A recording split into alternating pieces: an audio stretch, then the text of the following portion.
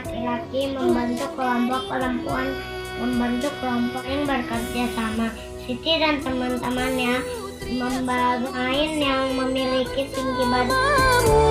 Zikir pagi dan tilawah bersama muridku, menyimak hafalan, sholat puasa ikuti sunnah Rasulullah.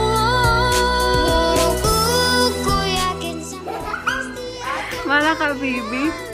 6, 7, 3, 4, 5, 6, 7. Aku nggak jadi deh.